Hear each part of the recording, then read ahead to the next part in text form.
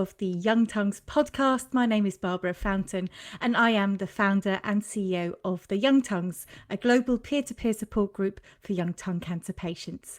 And I am super stoked to have another amazing guest with me here today, Joe Butler. Joe, it's so lovely to have you here as a fellow patient. Now, we like to get to know our guests beyond the diagnosis. So can you introduce Joe to our listeners? Yeah, sure. So I'm recently turned 40. As you said, I'm Joe Butler. I've recently turned 40 2 weeks ago. Hey, happy Sunday, birthday. which thank you. So I was 26, 27 when I was diagnosed. I'm the father of four. So I've got four children, all 7 and under. So pretty hands-on. I've got quite a decent career that I've got started. So after I got diagnosed and everything. Avid war gamer, and an ambassador for Mouth Cancer Foundation now, which is a fairly recent development, which is where you and I met. Exactly. So it's so amazing to have you. So for the listeners, we met at the Houses of Parliament, which is, always a cool place to meet. But Joe, I heard you share your story in a speech, and I just was like, oh, I need to get Joe on the podcast because it's so great to meet people who've had tongue cancer, but a long time ago. So obviously I would not want anyone to have tongue cancer, but it's always great to meet other people with tongue cancer, but also long-term survivors. So with that in mind, when did you first know something wasn't right, and how far back in time are we going?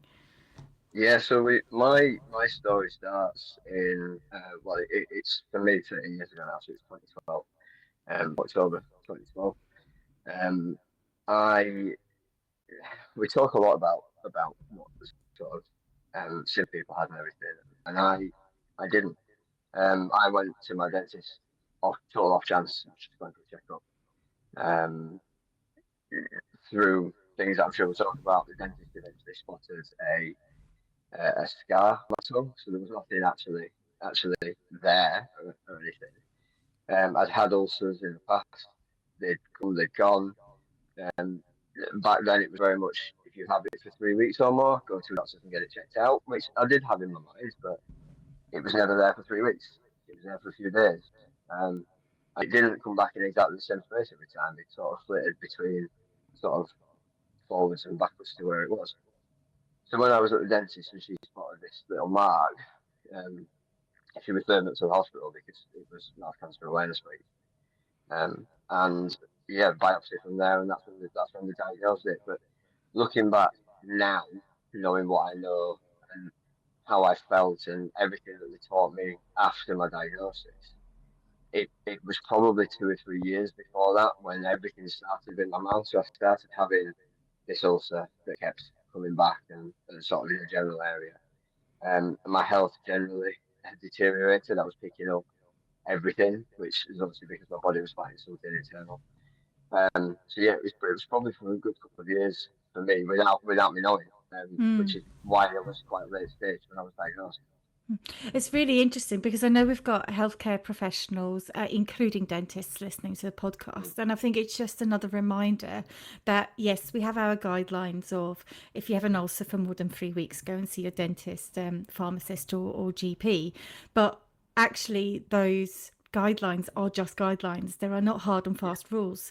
And this cancer can show itself in lots of different ways. So I think it's a really important point to shine a light on, that yours wasn't typical in that sort of sense of what we regard typical now, but also what an incredible thing for it to be Mouth Cancer Awareness Month or week in that moment that you walked through the door. So did the dentist, did she say to you actually that was something that inspired her to actually refer you? It was a very strange scenario, and it's one of the reasons, obviously, in my speech at the House of Commons, I said I people often tell me how unlucky I was and everything, and I consider myself lucky. The key reasons is the scenario that led to me getting diagnosed, and that was, as I said, I've been to the dentist for this checkup. My regular dentist, Michael, was unfortunately sick, and his wife had stepped in to fill his shoes. So she's a dentist, been retired a number of years. it's his practice. So she said, well, I'll take your patients for until you get better. And this was the first day that she was back in the practice. So she had a conversation with the practice manager. Practice manager had said, look, it's Mouth Cancer Awareness Week. We have to refer so many people to the hospital. Keep it in mind when you're seeing patients. And I was her first patient of the day. And just as she looked in my mouth, she said, we've got a little mark, got to refer so many people. I'm going to refer you up to the hospital.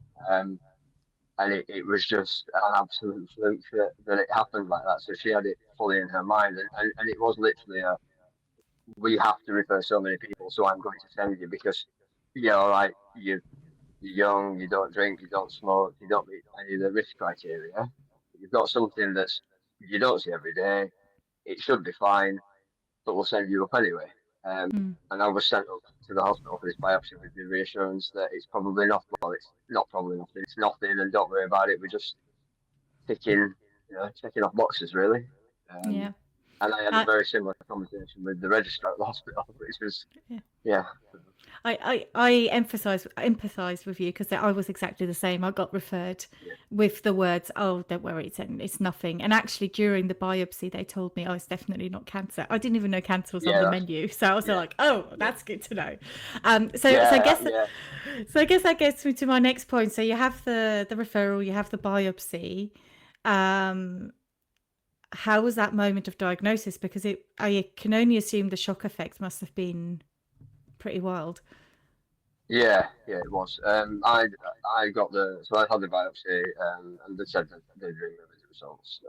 And it was a Friday morning. I remember it very well, October the 5th. And I woke up, got ready to work, got a phone call from Max team at Consley, and they just said, "Got your biopsy results. Can you come in?" And I was like, "Yeah, when?" I'd actually had plans that afternoon. I was going away, so I was morning at work, afternoon going away. I was away for the weekend, back next week. I said, I'm free next week. I've got a few days off. And they went, no, we want to see you today. Okay, well, what? When? What are you doing now? I was like, well, I walk up. I live about a 20-minute walk from the hospital. So I set off walking, and I remember the walk. For me, that was the last thing I did before I got told I got cancer. And I was a 26, 27-year-old, absolutely invincible. Didn't worry about anything. I've been told by two practitioners that don't worry, it's definitely not cancer. There's not to worry about. I, in all honesty, thought I was going up to be told that you've got a little infection and we need to give you some tablets. So I took a leisurely walk up to the hospital. Stepped off. I just picked up my friendly quick coffee. Rang some people and just wandered up. And then was sat in the waiting room. I'd happened to bump into my mum, another stroke of luck. She was coming out after having some hand surgery and was having some physio, and we sort of bumped into each other. And I said, "Well, I'll grab a coffee after. I'm just doing this, and we'll grab a coffee after." So she just happened to be with me, and I got called into the room pretty quick after being there. And the nurse said, "Have you got anybody with you?" And I said, "Well, yeah, my mum's brought with me, but she's sat there." So she disappeared off, obviously, now to go get my mum. And I sat in the room, and as soon as I walked in, it had gone from being the previous time with it being a registrar nurse, and that was it, to being an absolute sea of people. There was what I now know to be a consultant. Well, there were 3 consultants in there. There was the Max surgeon, the oncologist, and then a reconstructive dentist. Nurses, McMillan nurses, head and neck nurses, students, anybody that they could fit in the room, I think. And I think it was certainly more than 10 people, 10, 13 people, whatever. And yeah, I sat down and Austin, who's my consultant, said 990 times out of 1,000 we get to tell people that it's good news, and unfortunately I can't do that yet. Yeah, it was definitely a shock. Yeah. Going to be told that. It's a weird situation. You remember everything that's said, but it's still very numb. Like, it's still all very sort of numb with it. But yeah. Was your mum in the room with you? Or... She was, she was. Yeah. She came in. So they quickly scuttled out and grabbed her before I'd even sat down, really.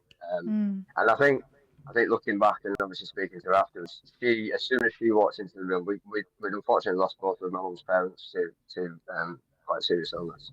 And I Mm. think as soon as she walked into the room, especially with what happened with my granddad, mum's dad, she recognised probably some of the nurses and things, not them individually, but their sort of uniforms, and recognised them as Macmillan and things. So I think she knew before she even sat down that something was amiss. Meanwhile, I'm sat there till the minute at that point, still waiting to Yeah, thinking there's a lot of people who know what's going on. But yeah, that's incredible. And at 27 as well. I mean, yeah, that's you're you're you're kind. Well, you are an adult, but you're still only yeah, kind of an adult. I think yeah, in your yeah, in your 20s. Um, definitely. so I guess I guess my question would be what happened after? Like also what happened to you as in like this 27 invincible guy Yeah, walking into the room and having that news and how what happened to you as a person? yeah. I think. I mean, my mentality and the way I was brought up was I'm quite a logical person, and I tend to um I'm quite practical. I deal with things as they approach me, and then as I found out with the cancer diagnosis, I fall apart at the end. So for me, it was very much like, right, okay, what's the plan? What are we going to do? Austin, again, the consultant was very good at the language that he used with me, Hmm. which I mean is very experienced. You know, as far as I'm concerned, he's the best in the country. So whether that's empirically true or not, but for me, he's absolutely the best. And he was very careful not to use the word cancer with me, because I think if he'd have said that, I'd have probably shut down. So he was quite clinical in the sense of it's squamous cell carcinoma. This is what we need to do, and we're going to plan some surgery. And, you know, and so I went from there that day to have I had my pre-op done, which they'd already booked in before I even knew. So I had my pre-op done. I had blood tests, MRIs and CTs, all before I even left the hospital after having my initial diagnosis. My surgery was scheduled for the 30th of October. Yeah, 30th of October. Um, and I So knew that again very, very quickly. It how long a wait is that from diagnosis to op? was about 3 weeks. Yeah, Wow. about 3 weeks. Wow. Yeah, That is yeah, I mean it's kind of sad, but I think it's just true, and I feel like I need to acknowledge it. Is that such a difference between I almost want to say pre-COVID, but even a bit before that to yeah. waiting times now. So 3 weeks, they basically had you scheduled in when they diagnosed you, which is incredible. Pretty much. They'd already sorted everything before I even walked into the room, I think. Mm, That's what I took yeah, away from it. yeah, and let's be clear, that's how it should be, and how we Yeah, hope yeah. in it for our international listeners, how we hope the UK will return to those type of Research, timelines. So, definitely. Yeah, yeah, yeah, yeah. that's amazing. It was So, it wouldn't be like that now, and I think that's one of the sad things. That's one of the things I tried to convey when we were talking before that Parliament was it needs to be. I mean, me personally, with my diagnosis, and once I've had my surgery, I obviously had to go in for more treatment. I had to go in for radio and chemo and everything. If my surgery hadn't been as quick as it was, I would. mm, And I think that's the thing. And obviously, they didn't know how advanced it was on the 5th of October. They only found out once they taken all my lymph nodes out and found out how much it had spread into them. mhm. Um, but it would be if I had to wait 6 months. I wouldn't have made the 6 months probably. It would have then been too far advanced to be able to be cured, and I would have been on party. Yeah, absolutely. So, So you're diagnosed. So I wonder if you had a bit of a similar experience as I had, because you said there was like scar tissue. So because I wasn't in pain, so I was given my yeah, op no, date. They told me what they were going to do with the partial gastrectomy and the free forearm flap. And yeah, my sort of yeah, thing was, this is really strange because I'm feeling okay, but I'm now going to go into mm, hospital and I'm going to wake up the other side being worse off. Like, what was that like for yeah. you? How do you compute it? Yeah, it was very much saying there was no pain, there was no discomfort, there was no anything. I'd got a piece of paper and a person telling me that I'd got cancer and I needed this surgery, and if I didn't have it, I wasn't going to be here. and very very similar. I ended fine. He came out, couldn't talk, couldn't eat, and much worse off than when I'd gone in. Um, and it didn't ever really compute for me properly until much later, until like after I'd had everything, which was that might have been fine, but I might have only been fine for a month, 2 months, and then I would have really started to feel it. And I suppose that's when I started to talk, and it was more talking to the patients actually that sort of said, "Oh yeah, well we felt like this, and we had this, and we had this, and low immune system, and picking up every bug." And I sort of sat there and thought, well, until I was about 23, 24, I never got ill. I had the odd thing here and there, but I was really quite a good immune system. And then something changed, and I would literally pick up everything. If somebody was at work with a cold, I had it like the next day, and I might recover from it quite quickly, but I was getting sick constantly, and that to me was probably when it all started. Um, and while I didn't have any pain or anything in my tongue, I think other things that were very clearly um, a problem On for me. Yeah, underlying something wasn't quite Yeah, right. So, do you mind me asking what type of surgery did you have? Like, how much of your tongue did they reconstruct? yeah. So I had obviously a radical neck dissection, so I've got a wonderful little scar, which friends of affection they call me Lego head scar, because it's a bit of a like I look like that. And I've got the from my wrist. They took about a third of my tongue, so it was all down one side. So it was all down my left side that they took away, and then obviously that's now stitched into the bottom of the palate. I had trachea, have a peg or anything, so I was fed through an NG tube. Yeah, so it was. I think my surgery took about 16 hours. Couple of complications. I'm a bit of an unusual blood type, so that added extra complications in. Um, then yeah, into obviously into recovery, Mm. into care. Yeah. So you wake up in intensive care. You're in hospital for Yeah, a few days. What was your experience like of hospital? I know we've got lots of different people who have lots of different types of experiences of their hospital stays. I just wondered yeah, what it was like for you. yeah. Mine was. I mean, but I remember waking up in intensive care, and I remember the nurse being sat at the end of that.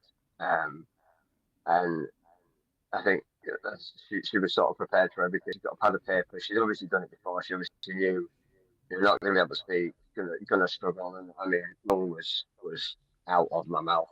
It was significantly swollen, which is pretty standard. Couldn't speak. Obviously, feeding through a tube up my nose.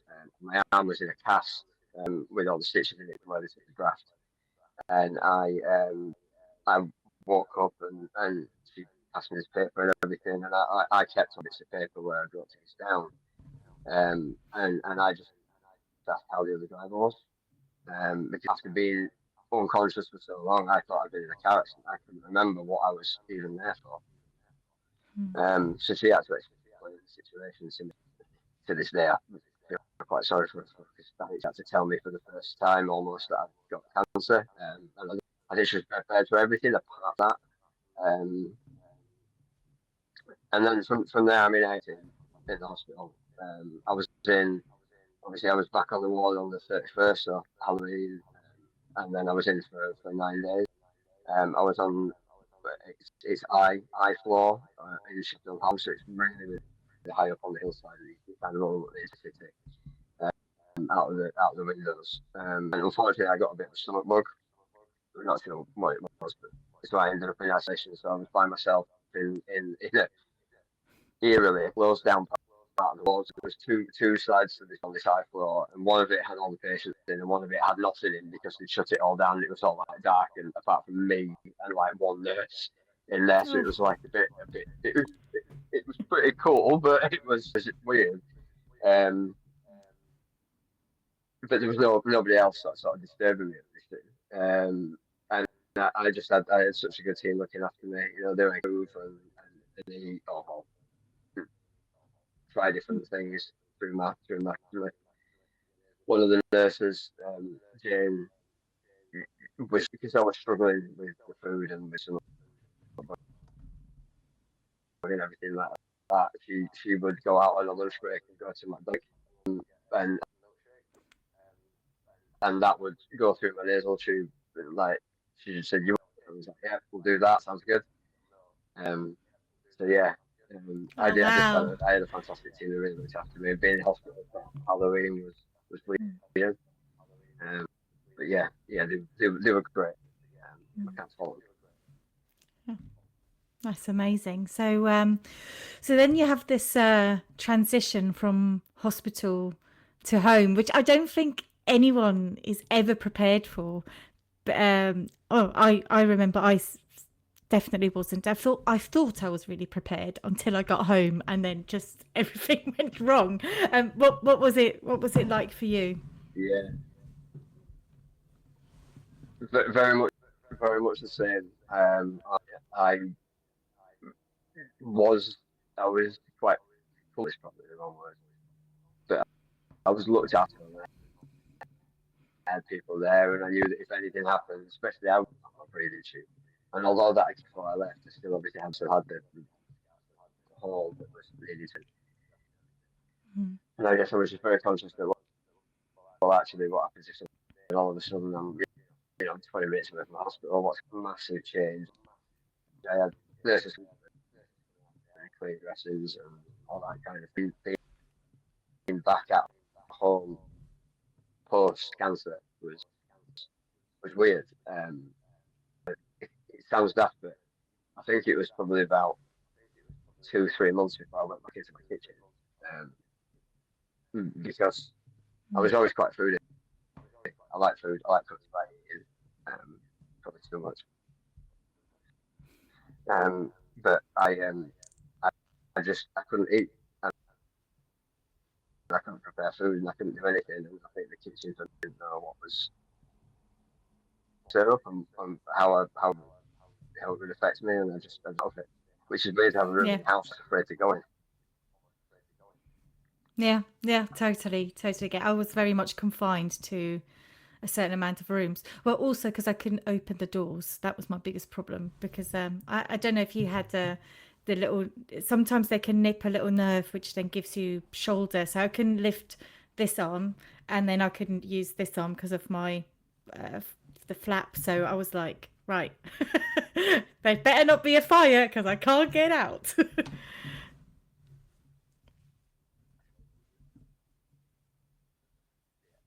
Yeah.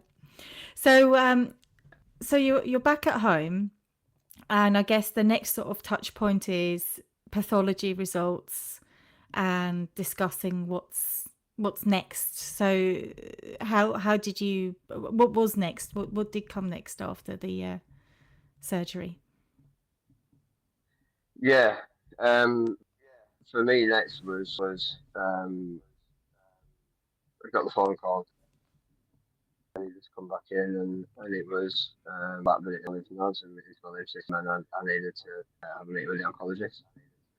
Um, went to the oncologist who said basically you're gonna need radiotherapy, you're gonna need chemotherapy, and Wow. yeah, that was a shock from where I had Mm. been. Um, yeah, it was. It, there's other things that kind of come with it that you're not really prepared for, which is as soon as they start talking about like chemo, um, they start looking at stuff as well. So it's like you've just had this surgery, you just had surgery, you've been told you're dealing with that, you've been told you're going to need radio and chemo because it's potentially more severe than they thought. Like, do you go up to this hospital talk about fertility and like and all that kind of stuff, and it's like that's not really on my mind. It's like it needs to be. Yeah, you're But 27, I used to right? think about no, you need to go and deal with that. Yeah, Yeah. yeah. So it was like it was like oh I can, but quite see why do I need to? Um, and it was weird having to do things in sort of a different in a weird way. Mm. Um, we went through the process of having the mask made, going to the fertility clinics and was dealing with all that. Speaking to, I was going to speech therapy and everything as well, doing all that at the time. And I got a regime of 8 weeks of radiotherapy. I think it was either 5 or 6 doses of chemo, and I think it was Mm. 5 doses that I ended up with chemo over a sort of a 2-3 month period. Yeah. Yeah. So I was just wondering, because you touched on it. So I assume at the time you were single, or you didn't know your current partner or your now partner. Yeah, I didn't know it now. I did have a partner, um, but not the one I'm with now. No. No, yeah. So I was just thinking like what it would be like, because we talk about fertility quite a lot from a woman's perspective, but actually I have never had that conversation with someone who's male and about to have chemo. So I don't actually know what information you are given and what options they are, and also how do you compute that as a 27-year-old who, I don't know if you were thinking of kids already or knowing that you wanted to have a big family in the future. Yeah, it was the time we talked about it, and we didn't want kids. To then be told, um, you need to go up and sperm for future and everything was ever. Well, I don't want kids, and we were like, yeah, you might. It was like, yeah, but I won't. Yeah, but we'd rather you do it because once you have chemo, the chances that you're ever going to be able to have a child. A bit of talking in it really from it. And my partner at the time didn't have like she didn't want kids and you know forever and things her and things like, well, okay, I'll do it. Um, Went up and did all. I had to go separate, like between having the surgery and then starting the radio and chemo. I had to go because I've been so run down and because I've been so run down again from the surgery and they just weren't getting what they needed. So I had to keep going back. It wasn't once done, forget about it, that's it. It was like, yeah, you need to come back. Like, okay. Then you do it again, it's like, yeah, you need to come back again. Like, doing this, like, this is not, I've got other things to think about than going and seeing I you. was going to say, I mean, I was, doctor up there was a character. but also it's like, Yeah. what a brain fuck. Like, I've got cancer. I've got other things to worry about. I don't really want to be showing up here. But also good that you did, because it always meant you had that option and that security, I guess. Yeah. Yeah. Yeah, the doctor up there, he was an absolute character. He was fantastic. He made the whole process like you could almost forget that you had cancer for a few days. Oh, I'm so sorry. We just lost you there for a second. Can you just say, he was a character? Yeah, he was a character. You almost forgot that you had cancer for a few days when you were dealing with him. So. Oh, good. Oh, well done. Oh, good. Good. That's awesome to hear. So I guess moving on from that, and let's be honest, I'm so glad to hear that he was a bit of a character, because I always feel like quite often they all are a bit characters in the hospital. So there was a bit of humor in there. Yeah. But moving on to something that definitely doesn't have any humor, and that is radiotherapy. I personally was really lucky, didn't have radiotherapy, but having this community now has shown me a lot of insight into just the brutality and the horribleness of what radiotherapy entails. But I also know that everyone has a very unique and different experience. So I guess what my question to you is, having radiation chemo, so you're getting a double whammy, because we all know by now that radiation chemo makes side effects even more extreme. But what was that like for you? That what was it, 6 weeks? I assume the entire start to finish. Yeah, 8 weeks 8 weeks. every day, apart from Christmas Day. But they made me go twice on Boxing Day, so I get up at 9 o'clock on Boxing Day, go for a trip, and then back at 4. Um, yeah, very widely sort of. It's very well known what chemo does. Makes you sick, makes you feel horrible. You struggle to get out of bed, you struggle to eat, you struggle to do anything. I mean, all those things for me, like, I had my surgery, I struggled to eat anything. Like, I couldn't eat normal food, I was eating pureed food, so it wasn't, it was bad, strong, but the chemo, it's very clear what happens with chemo. Radiotherapy is something else. You, for the first few weeks, probably a couple of weeks, you don't really feel anything. You're in a tube, it's for a machine. You've got a mask that's pinning you to the death. It's a bit claustrophobic. And about the 2 week mark, things start to happen. So for me, the first thing I noticed was my skin was blistering. So it's like something outside, and it was painful. You know, it hurt. The nerves, obviously, when I had my surgery and everything were shot anyway, so it probably felt worse than it actually was because of that. Like blistering and sunburn. And then your taste goes, mine did. And then a week later, your taste comes back.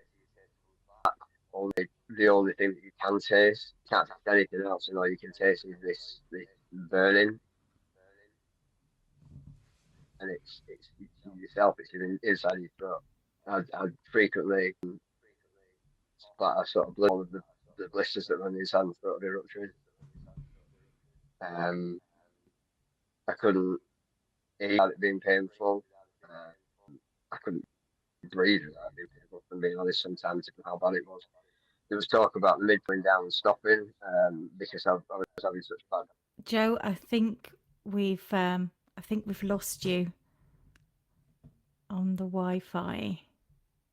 I'm just gonna wait to see if it comes back in. Hello, we got you back. I have to move locations. That's fine. You might experience my children soon because they're on their way back. Oh, bless. That's all right. Well, we got you back. So I'm just going to let you know where we kind of cut off, and our listeners will realise that we had a Wi-Fi issue. That's all good. But basically, you were talking about radiotherapy and how your taste went, and that it all basically became one taste of burning sensation. Yeah, and it was, and that's what it was. It was my throat that was burning. That's all I could taste. And it still affects me to this day now. You know, I still have certain foods trigger that memory, certain smells trigger that memory. It affected all aspects of my life. I didn't want to go out. I didn't want to see friends. I didn't want to spend time with people. I thought they could smell what I could taste. I went really into my shell, and at a point where I should have been really pushing myself to talk and try and develop that ability to communicate with people again, I just shut down, because I didn't want them to smell what I could. It makes total sense, because we're all already self-conscious when we're healthy, let alone when we're going through something. So you just mentioned that you still struggle with it now. Is it a bit like a trigger? Is it like more of a mental health impact, or is it the actual taste buds? No, I mean, my taste buds came back to a point. I have a bit of a skewed sense of taste. Like, it's weird. You go to sleep one day, before you have your treatment, and you love certain foods, and then you wake up after your treatment, and you're like, I don't like that, and your taste buds have totally changed, and things are different. There's some comfort foods that I used to eat that now I eat, and I thought, like, why did I ever like this? This tastes horrendous, and because my taste buds have just skewed, they've just changed, with all the treatment damage that they had.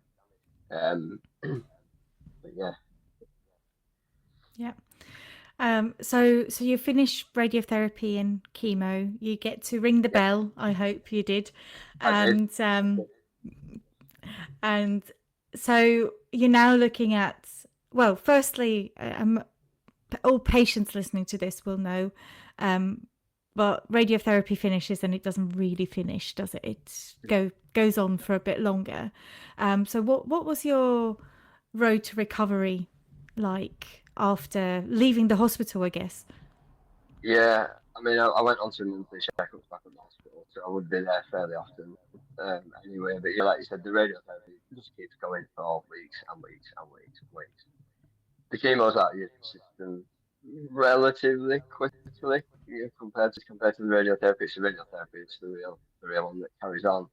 But yeah, my road to recovery, I was at the hospital. I was doing things like speech therapy. I was doing meetings with the SALT team to learn how to swallow, which is a weird thing. It's teaching you how to swallow, and they always refer to it as teaching you how to swallow again. And you're like, well, I never learned the first time. I just did it. Like, and it's Hmm. trying to learn that when you're 27 is weird. So I had quite a lot of things to do, and I was quite lucky that I had obviously my friends around me that were making me do things, and yeah, a lot of it resulted in sort of staying in and watching films or playing games and things like that. So I had a lot of people trying to take my mind off of how I felt. Um, but it was again not eating. I mean, I dropped. I was 13 and a half, nearly 14 stone before my treatment. After the surgery, maintained a similar weight. Hit radiotherapy. By the end of radiotherapy and chemotherapy, I was 6.5. So I just Wow. dropped because I just wasn't eating. I just wasn't eating anything. Everything just shed off me. And I was a big challenge for me was trying to get food in. Um, so I ended up on the trusty 46, which for anybody who's had breast cancer will be very well aware of the 46 and the 46 situation. But they were great. They were could have done it without them. Yeah, they are great, but I'm totally off vanilla for life. Oh So it's yeah, like yeah. So keep the only all. flavour that you can get is vanilla, like, and Yeah, then when yeah. it's like doing a deal when you turn up and you'd be like, "Have you got any of the like we've got some chocolate? Have you? Mm. Yeah. Right. Okay. Quick. Give Before anybody swaps. else sees it, because it would be fighting people on the way out for it. But yeah, so it was Absolutely. having to have yeah, it was having to have them and everything, and yeah, and just sort of working out how to rebuild myself. Mm. Um, and yeah, again, couldn't have done it without the team. I had a great team. Home Mm. visits, going to the hospital, visiting them, going to Sheffield, Hallam, which is where I had my surgery, and going back up for checkups and things like that. And yeah, it took a Mm. while. Though. I think, physically, it took me probably about 10 months to get back to where I wanted to be, or to get back to a sort of a healthy place. Mentally, it took me about 5 years. Um, and Ditto. during that, Mm. I had a diagnosis of post-traumatic stress um, symptoms, not disorder, but symptoms, which was again, as I said, I deal with things at the end. That was my way of I sort of fell down and broke down at the end, and it was almost when I was told, look, there's no reoccurrence, and as far as we can see, clear, but we need to monitor you and watch you and everything. And that was the point where I kind of went, oh, I had cancer, and it hit me, and I fell apart. Yeah. I very similar to you. It was actually 9 months after surgery. I was back at And work. Well, yeah, trying to work. I wasn't really yeah, very helpful, but yeah, and it suddenly hit me, and PTSD like symptoms as well. And I mean, God, emotional roller coaster and these cycles and everything. And it just took years to kind of get to grips with that. But yeah, talking of years, and that's the thing I am so keen to talk to you about, really. So we've gone through the journey, and yep, but it's been a lot of time since, and you have a uh, full amazing life, yep, with little people and a career. And yep. I guess I just want to ask, like, how did you get here, like going from the regular checkups to the 5 year marks, and having all these Yeah. cancerversaries, and also being so Well, young, and yeah. yeah, I guess dealing with the mental health side of stuff and dealing with the PTSD really helped. From there, I I had quite a good career before I got sick, and I just wanted to sort of get back to that. And that was almost my goal was I want to do that. I want to get there. I want to be able to talk to people. I want to be able to eat things. And I think it was the sheer willpower of just wanting that. I had something very clear, very much that I could say, yes, I've done it, or yes, I'm on my way to it. And it was a very clear goal of mine to get back to certain places.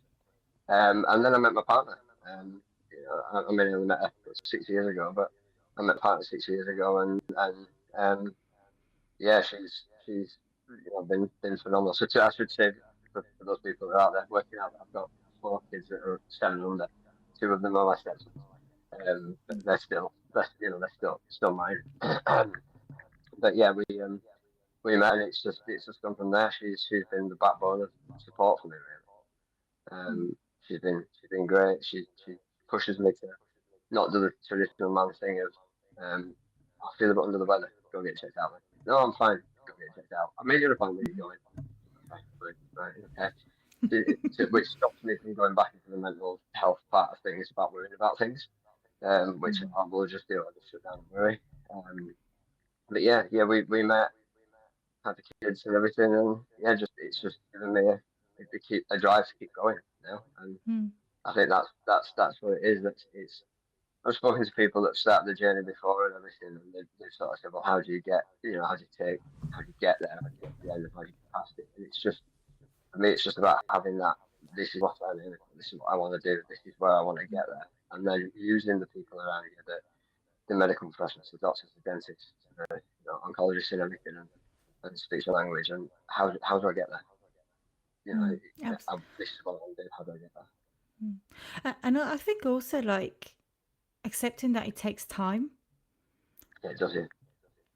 And I remember, so I'm now coming up to 6 years cancer free soon, touch wood, and I just remember the first 5 years being a real roller coaster, especially for some reason year 2, 3, and 4, and having new things appear, which ended up being lymph nodes that were full of cold, but or a new bump on the tongue and things like that. But the level of anxiety and disruption, and actually and when I say anxiety, I don't mean walking through the house screaming my head off. I mean like this really deep buried pit of fear that I couldn't even actually express to someone how scared I was that it might be back or something might be happening.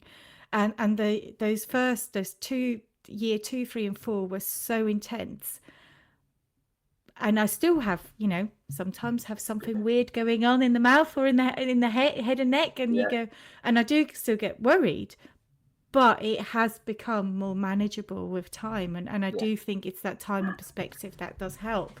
So yeah, I guess how has sorry.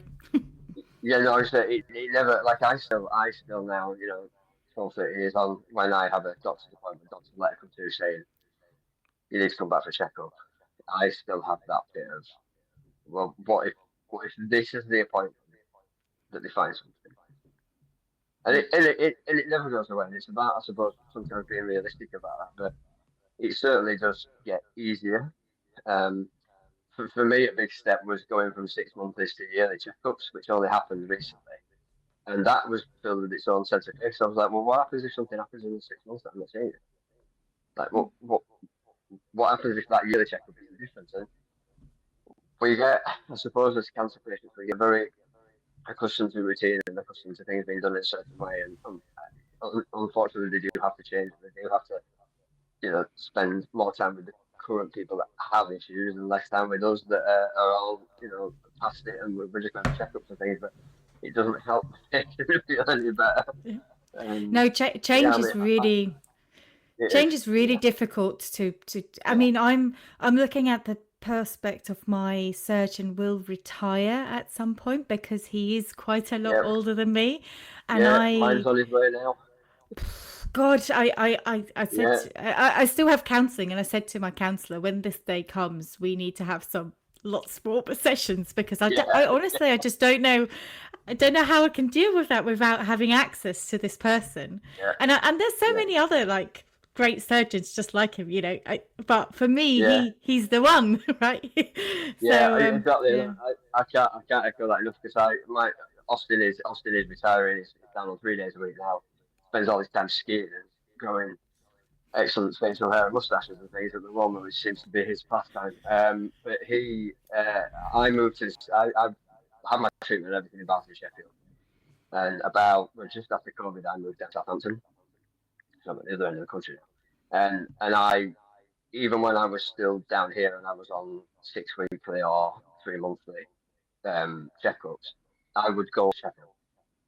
I didn't want to transfer. And I would do the 8, 9 hour round trip drive to go see Austin for 20 minutes Mm. because I trusted him and I didn't want it to change. And they were fine with that. They accommodated that, but I just didn't want to move away from the team that I knew, Mm. which is And really trust is important to me.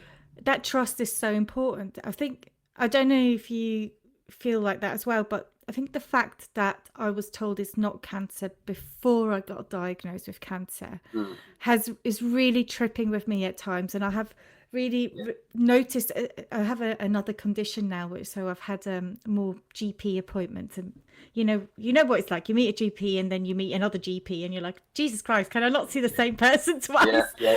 But The same people. yeah, but I just noticed that I have such trust issues meeting new healthcare professionals when it's surrounding my Yeah, own health.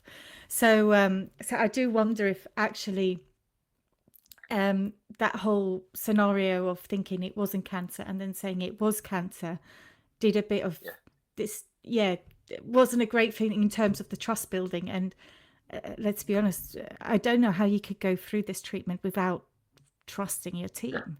No, you couldn't. No, and I think that's the one thing that I was, and a lot of people I speak to are quite lucky in that regard as well. Like my team from diagnosis to treatment to finishing my treatment, right down to you said about having some things that changed. I had a problem with my tonsils and I thought it spread to my tonsils, so I had to go in and have my tonsils taken out. And then I had some more lumps on the other side of my face, which I had to have biopsies and everything. And luckily, it was never anything more than just precautionary. But I was quite fortunate, and I kept the same team right from the point of diagnosis, right up until, I mean, even now when I walk into the hospital in Barnsley, into the sort of that max wing, that side of it, everybody knows who I am, and I know most of them because yeah, there'll be new people that have cropped up, but Austin's got the same, 3, 4 nurses that work there. It's the same receptionist. It's the same people doing the jobs that they were doing sort of 5, 6, 7 years ago, and they all. I've got that relationship with them. I can talk to them. They ask me how I am. They ask me how the kids are. They know my kids' names.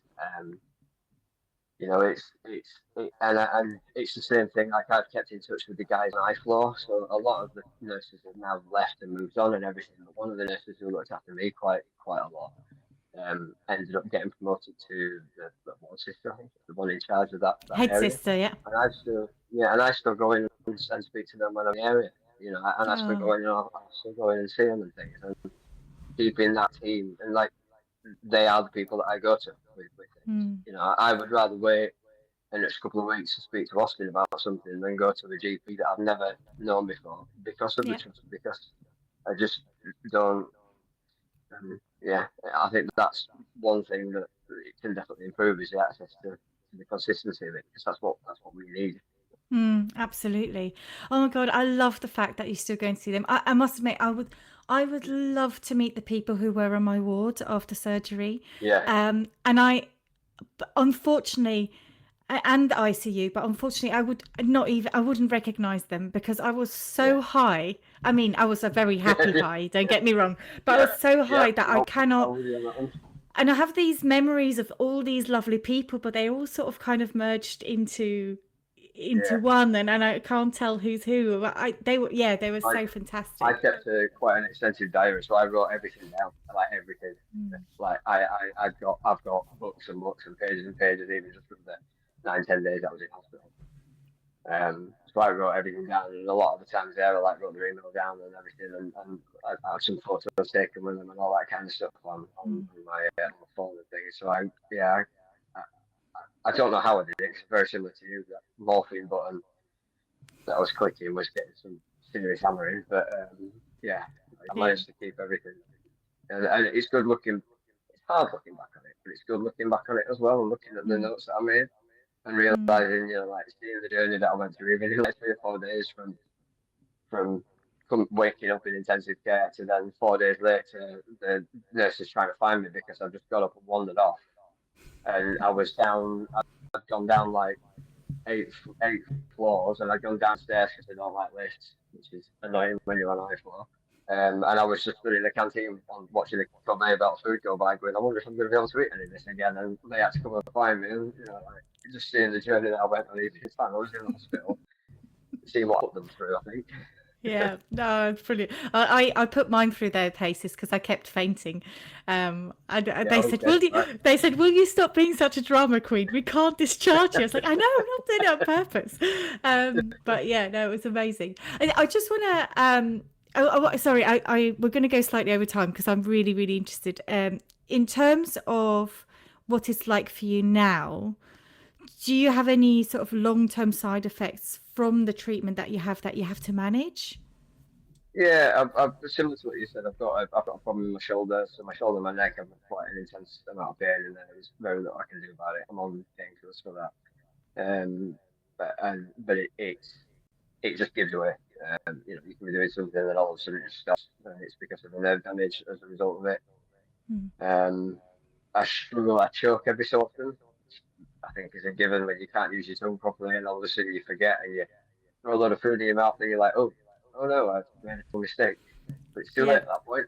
Um, Yeah, yeah, I mean, I did that last week, Joe, for the yeah, first time in years, and I had to like pull had to pull all the food back out. And my husband was like, yeah, "What's wrong with you?" And I was like, "I don't have yeah. a full tongue." What do And it you mean? always happens when you're out. It never happens when you're At home. It never happens Always when when you're you're by out. yourself at home. It's like I'm out, we're in the middle of a restaurant, and I'm choking. Brilliant. That's Yeah. exactly what we needed. Yeah. And I have lots of problems with my teeth as well, which is more from my radiotherapy. So the Mm, radiotherapy just strips enamel and destroys the teeth and destroys roots. mm, And it doesn't matter how much I care for them, I can probably do more. It doesn't matter how good I am with my teeth. They just rot and break and fracture, and I have to have quite a lot of reconstructive work constantly on it. mm. Which is yeah, small price. Expensive. Well, Eh, I'm quite lucky that I get everything through the dental hospital. oh So wow. dentists won't go near me. A regular dentist won't touch me because I've had radiotherapy. They will look Mm, at my mouth and they will go, "You need a filling," but they won't do it. mm. So the dental hospital just take care of it all for me. Oh, that's Um, fantastic. That's fantastic because we do have in the community so many that it's I think it's more the maintenance, like seeing the yeah, hygienists and yeah, the costs can just escalate so quickly, especially yeah. if you're not with an NHS dentist and private care instead. But oh, that's a whole other can of worms that we're not going to open right now. And It is. and that one thing I wanted to also ask because we have many people in our community who have children, and I just wondered because for you because you were diagnosed so young, you didn't have children at the time, but also bringing in stepchildren as well. Like, how do you, have you talked to them about the cancer you had or? Yeah, yeah. So Jake, who's my eldest, is very well aware that Daddy had Daddy was sick. He knows what it means. They ask about my scars. My daughter Olivia will ask regularly about my scars and things, and ask me to tell her where I got them from. Mm, So yeah, they're aware of it. They might not understand what cancer is, and I hope that it takes them a long time before they start to understand because I think they'll have to have somebody else in their life touched by it before they realise that mm, that's what I have. But they know that I had surgery. They know that I've had something that I probably shouldn't have survived from, which was my diagnosis at the time.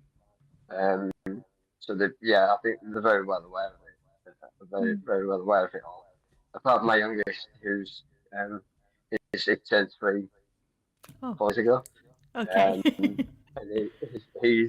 he yeah he doesn't care. He's not bothered. Pretty well. I actually named him after Austin as well, so he's yeah, Austin is his middle name. In other Oh, words, that's so lovely. That is so lovely.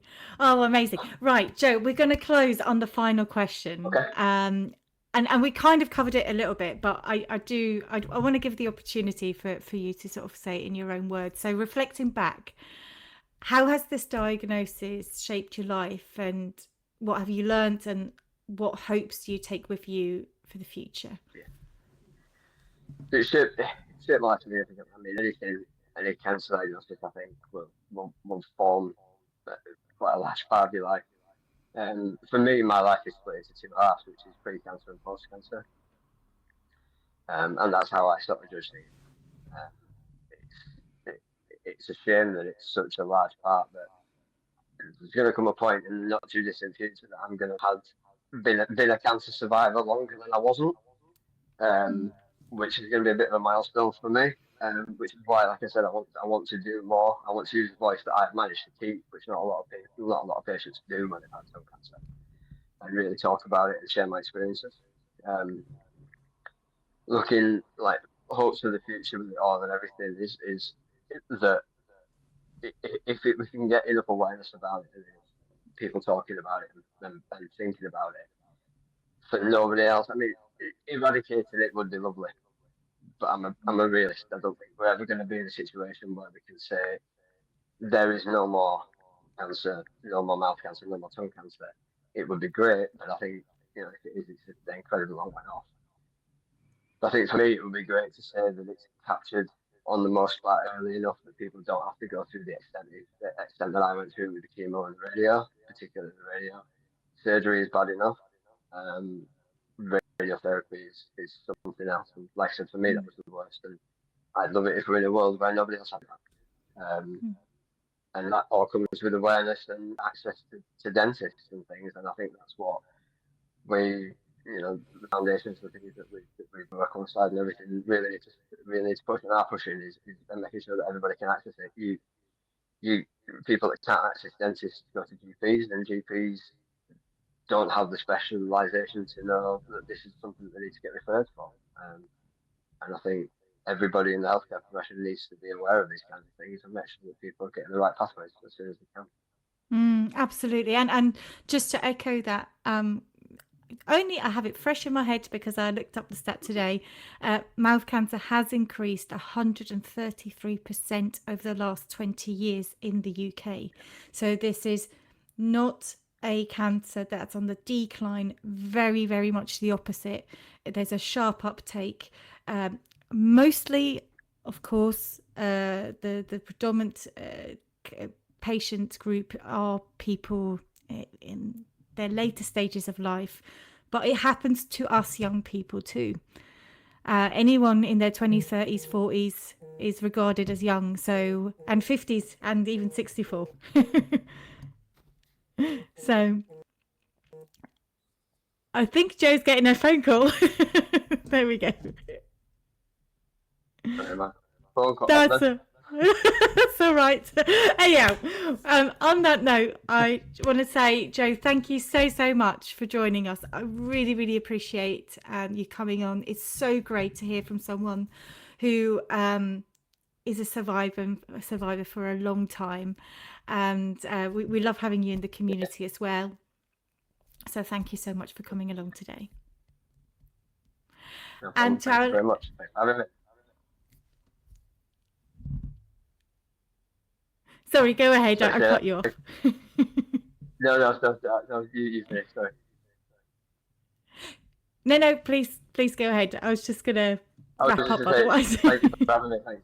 Thanks for having me. Thanks for having me on everything and having a chat. It's been nice. Good. Yeah, fabulous. And to our listeners, thank you so much for being with us again today. If you are a patient and would like to come onto the podcast and share your story, please get in touch with us via email on podcast@youngtonguesglobal.com. Make sure you join us on social media, on the patient group, and give us some nice reviews. We always love that. And if you are an expert or you know of someone who you think we should have on the podcast, please also drop us an email on the same email email address. Thank you so much, everyone, and we'll see you again next week. Bye bye.